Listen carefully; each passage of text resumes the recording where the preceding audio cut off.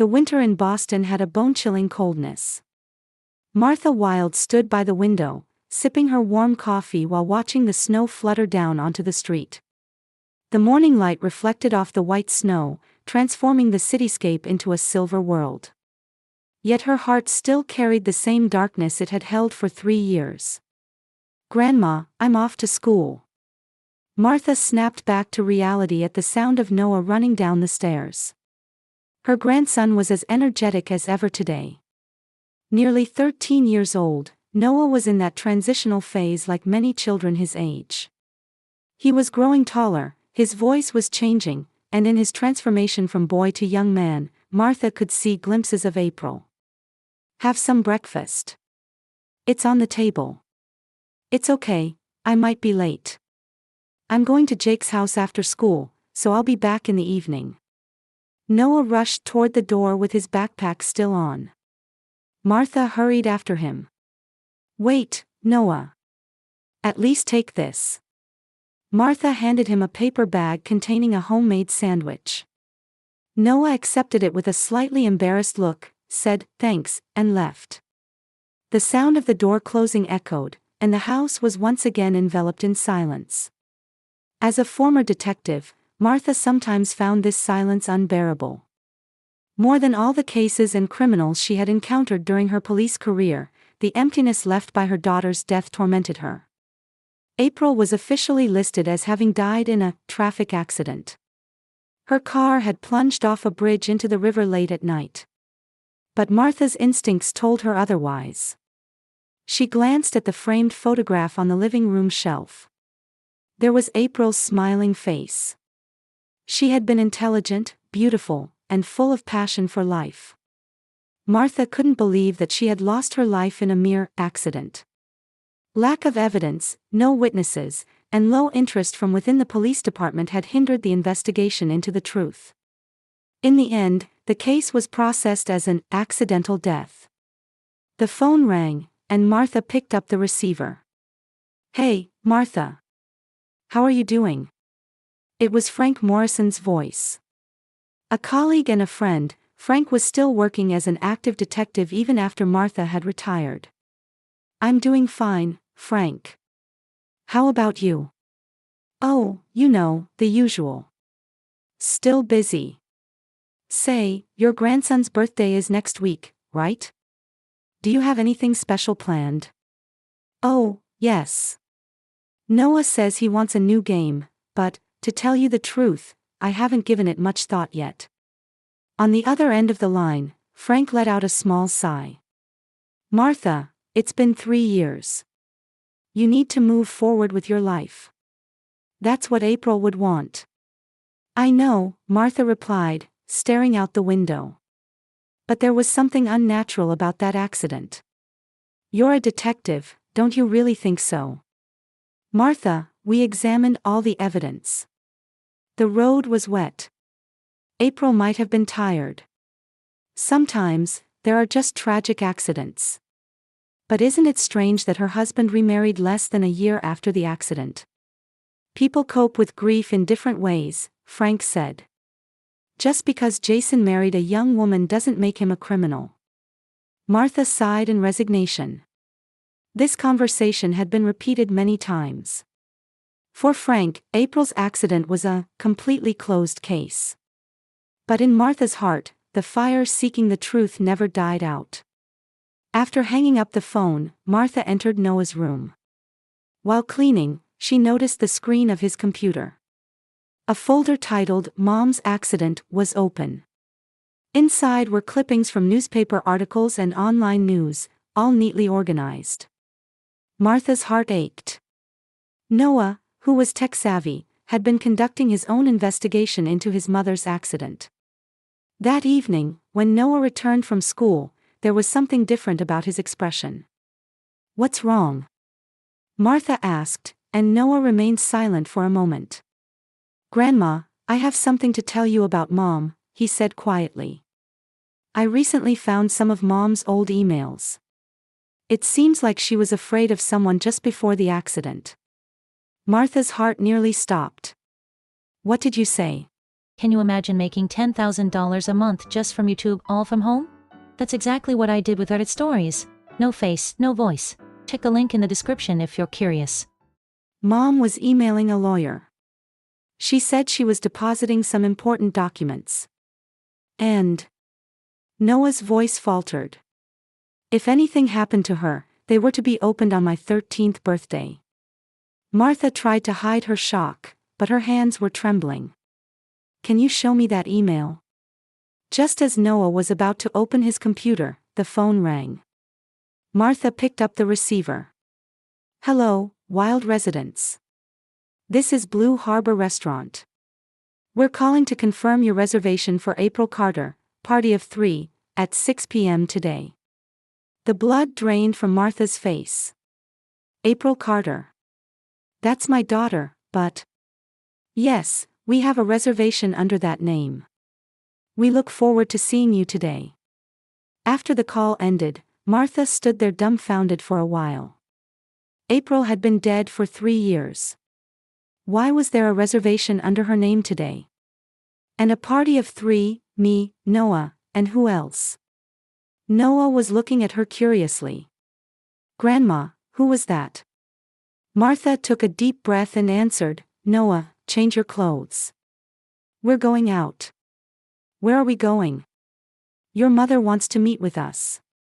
Within Martha, the detective instinct that had been dormant for years awakened. With trembling fingers, Martha dialed Frank's number. After 3 rings, his deep voice answered. Frank, it's me, Martha said, keeping an eye on the window. Something strange has happened. She briefly explained the phone conversation.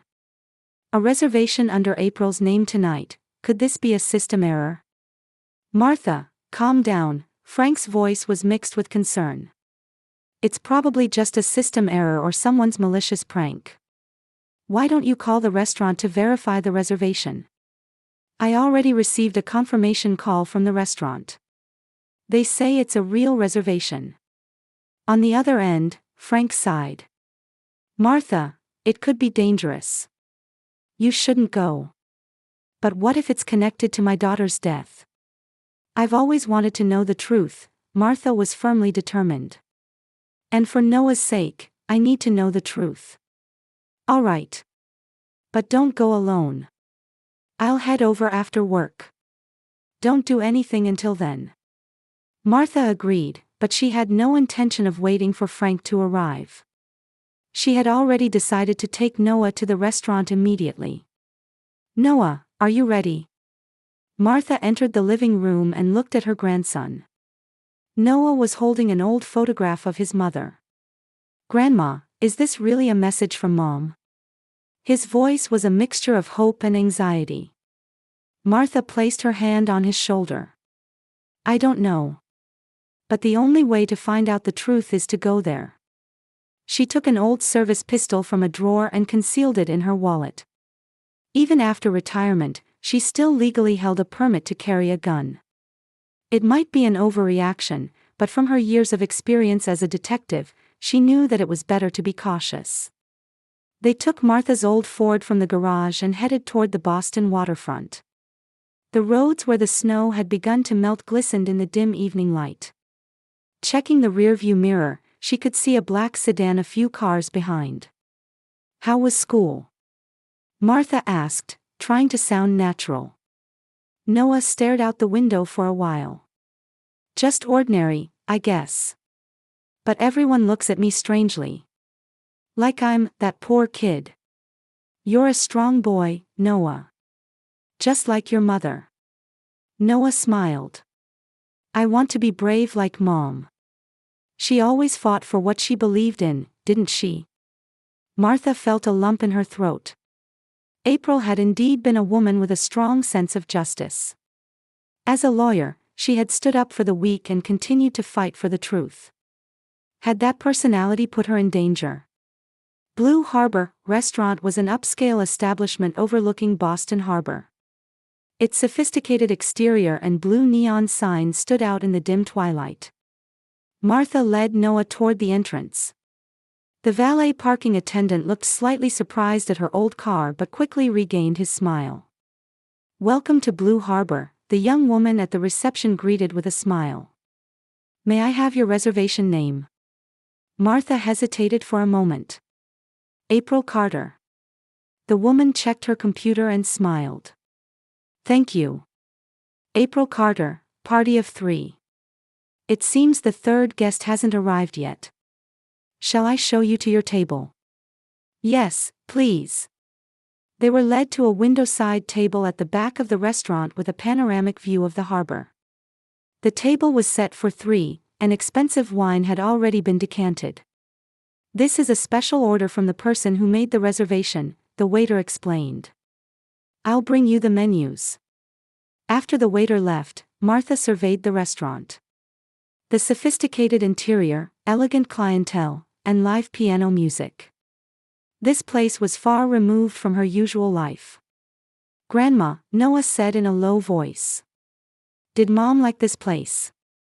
That question evoked Martha's memory.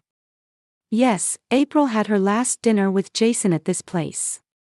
It was the night before the accident. April had called Martha that evening, saying she had something important to talk about. But Martha never got to hear that important talk, as April died the next day. "Yes, this place was special to your mother," Martha answered quietly. The waiter returned to take their order, and Martha asked him, "Excuse me, do you have any information about who made this reservation?"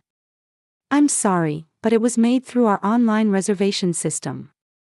There were special instructions to prepare this table and the wine in advance." Noah looked at the menu and whispered, "Isn't this too expensive?" Martha smiled and replied, "Today is a special day."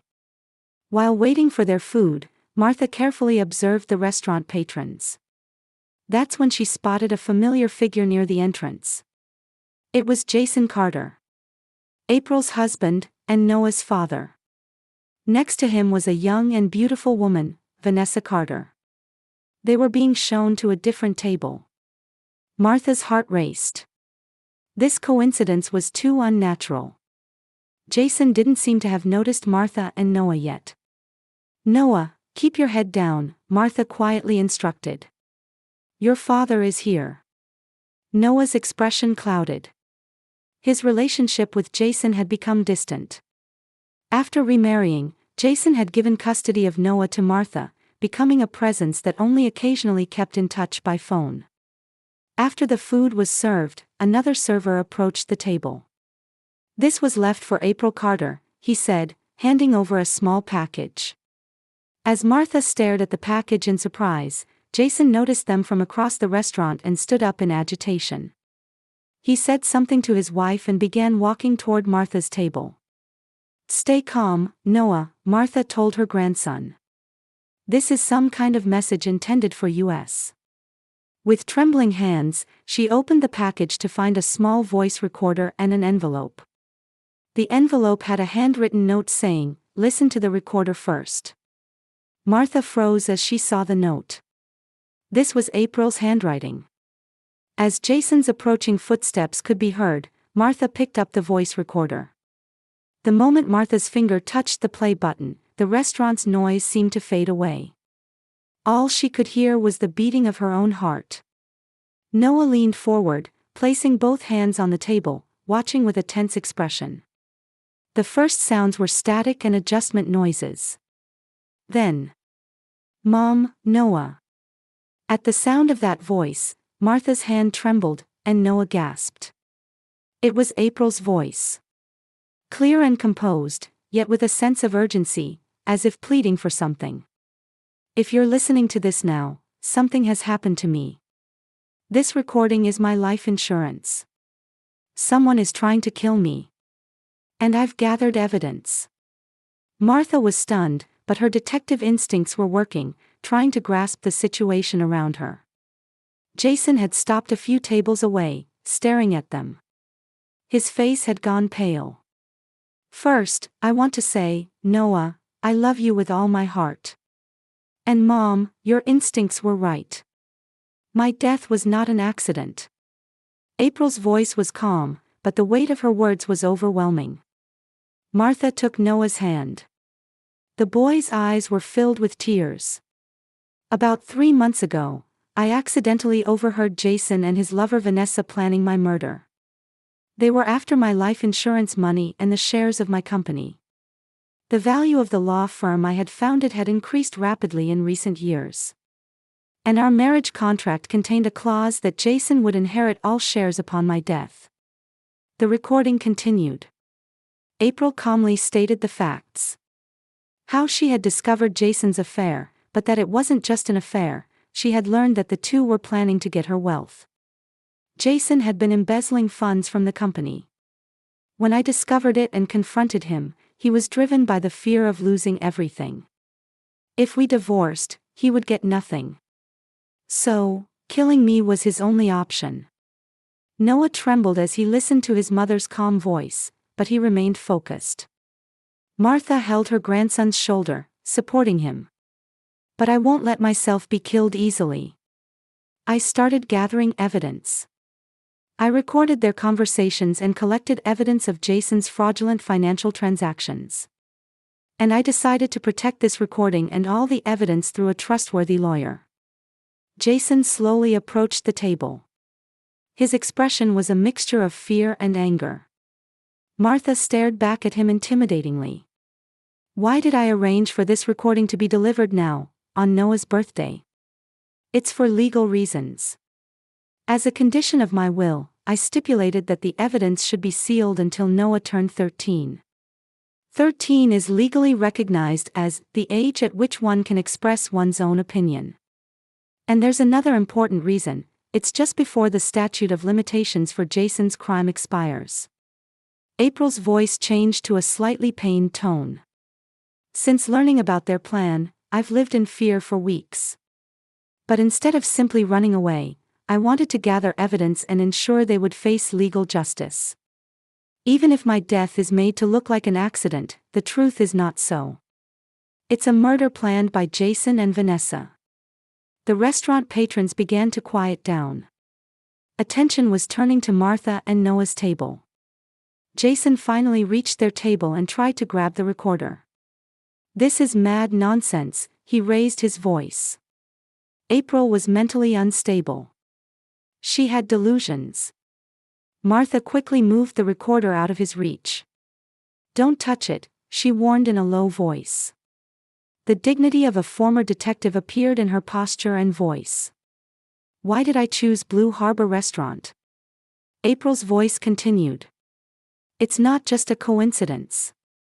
This restaurant is where Jason first harbored the intent to kill me.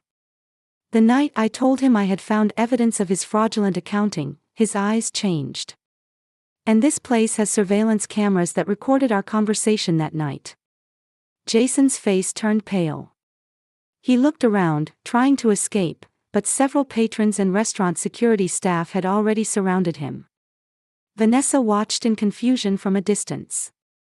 "Inside the envelope are the evidence of their plan and the conversations between Jason and Vanessa that I secretly recorded," April's voice continued. "The USB drive contains records of Jason increasing my life insurance, evidence of him embezzling company funds, and recordings of them planning the accident. Please give it to the police." Noah was crying silently. Martha hugged her grandson while opening the envelope and checking its contents.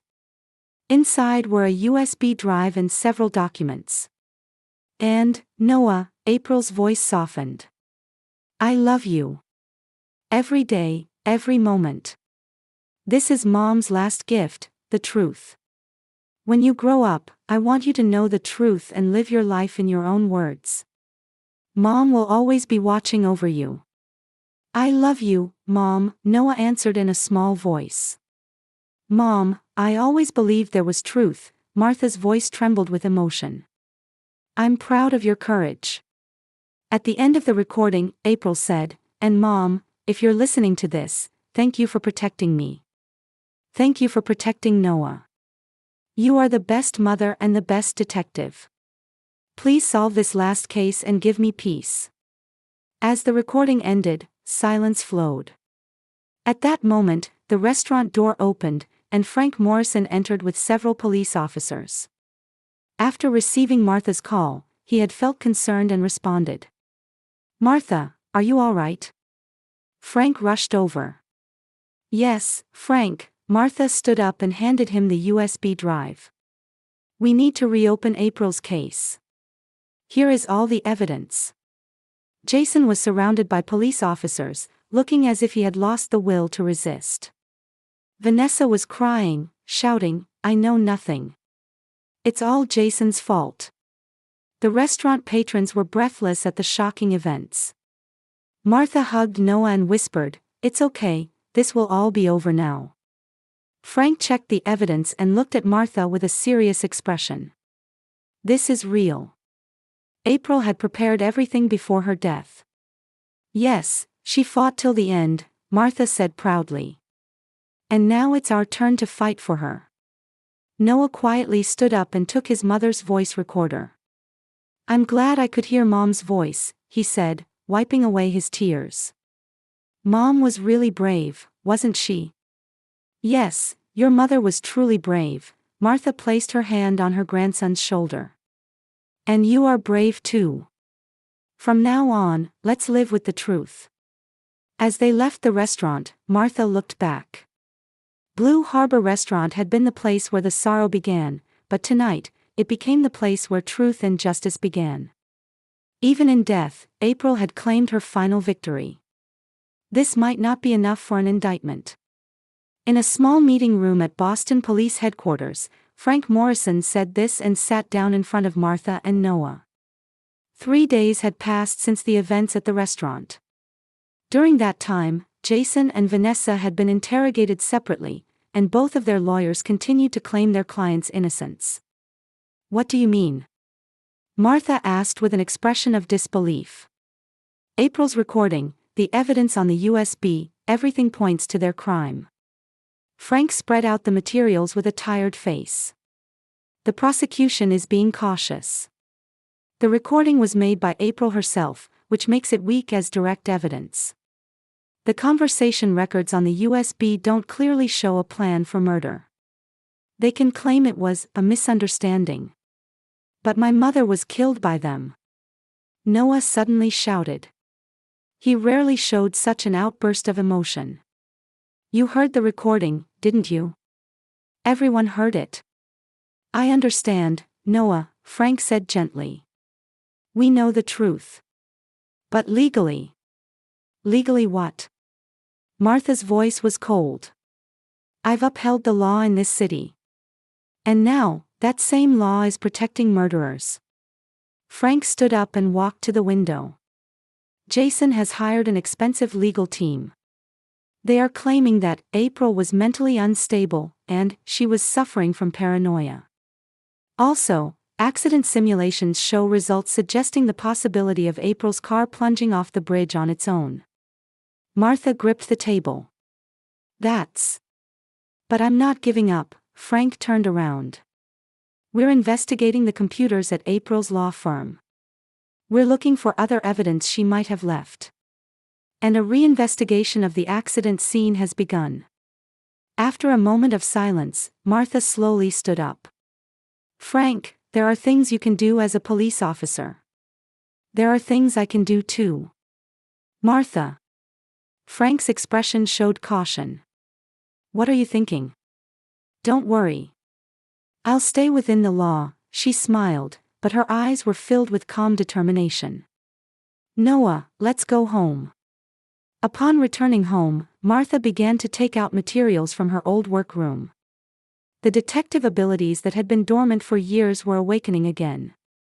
She spread a map on the table and arranged photos of April's accident scene, copies of police reports, and her daughter's old diaries and calendars. "Grandma, what are you doing?" Noah entered the room. "Looking for the truth," Martha answered. "Your mother was a lawyer. She valued evidence. If she feared being killed, she must have left other evidence too." Noah sat down next to Martha and picked up his mother's schedule book. "Mom was always meticulous. We might find something." The two continued examining the materials late into the night. The next morning, Martha woke up early and began contacting April's colleagues. Many people couldn't hide their surprise, but they were cooperative. April had been respected at the law firm. "Martha, I have something to tell you," Sarah Jenkins, April's former colleague, said on the phone. "About 2 weeks before her death, April asked me a strange question. 'If anything happens to me, open this envelope,' she said. But after she died, that envelope couldn't be found. It seems someone took it. Is there anything you remember about the envelope?" "It was a blue envelope with insurance written on it. That's all." Martha frowned. Insurance. In April's voice recording, she had also said, "This recording is my life insurance." Had she prepared some other evidence as well? Meanwhile, Noah was searching for hidden files on his mother's old computer. He was skilled with technology and was opening password-protected folders one after another. "Grandma!" Noah suddenly shouted. "Look!" His screen displayed several photos of Jason and Vanessa. Images of them meeting secretly, exchanging documents. And surprisingly, there was also a photo of Jason meeting with an unknown man a few days before the accident. "This." Martha gasped. April was watching them.